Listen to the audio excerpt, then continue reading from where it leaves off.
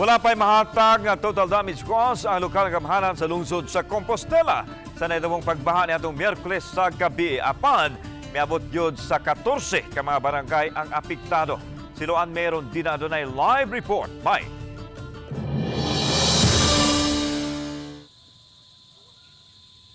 Lan as of 5 p.m. karong hapon, aduna nay 8 sa 14 ka mga apektadong barangay ang nakaduso og report. Ug base sa initial nga ihap, moabot sa 307 ka mga panimay ang naapektado sa naasoyng pagbaha. Gipaabot pa usab ang report gikan sa nahabiling 6 ka mga apektadong barangay.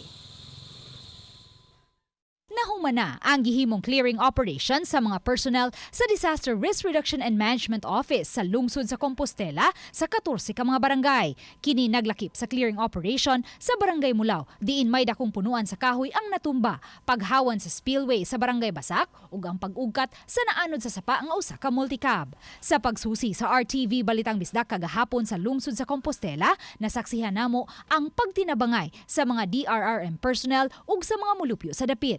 Naabtan pa namo ang pipila ka mga kawani sa munisipyo nga mano-manong mihawan sa mga nabara nga basura. Ang uban naggamit og pala.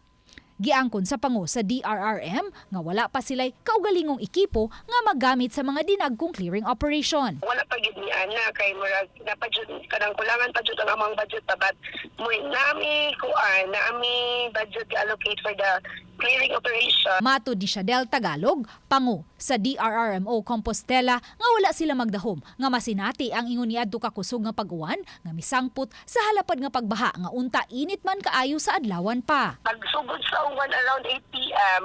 ni kuan dayon ko sa GC nga monitor ta kay medyo kusog-kusog kay dagko mo siya patak yun.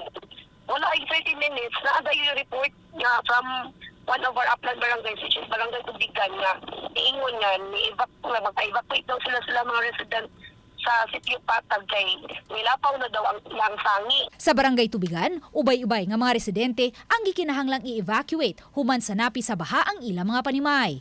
Samtang nangamatay kining 18,000 unta ka mga manok sa usa ka poultry farm sa Kabadyangan nga andam na untang ma-harvest. Sa 14 ka mga barangay nga apektado, 8 niini mga mountain barangays, samtang 6 ang lowland barangays. Samtang ang Pag-asa Visayas mitataw nga pasado alas 7 niadtong Miyerkules sa gabii. Nakapagawas na sila og thunderstorm advisory. Subli silang mipagawas og laing thunderstorm advisory pagka alas 8 sa gabii nga nagpahibaw nga ang nasa nating thunderstorms makaapekto gikan sa Danau City ngadto na sa Cebu City. Since thunderstorm ang naka-affect sa Compostela, isa gyud sa mga hazards ana aside from dugdog o kilat is mo ni siya mga kusog na pag-ulan o kani siyang kusog nga hangin.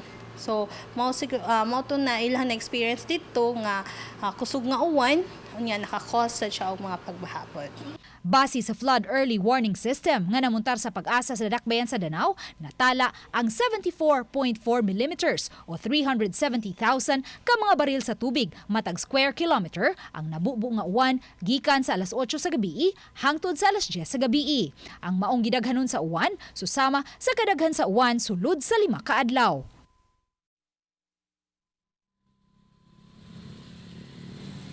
Lan matod sa Pag-asa kay nakaapekto karon ang ITCC sa dakong bahin sa nasod, posible pang masinati ang ingon niadto ka kusog nga pagbunok sa uwan. Busag giawhag niini ang publiko nga magmabinantayon batok sa mga pagbaha ug pagdahili sa yuta ug kanunay nga magmonitor sa labing awahing dagan sa panahon. Lan? Okay, daghang salamat, Luan Merondina.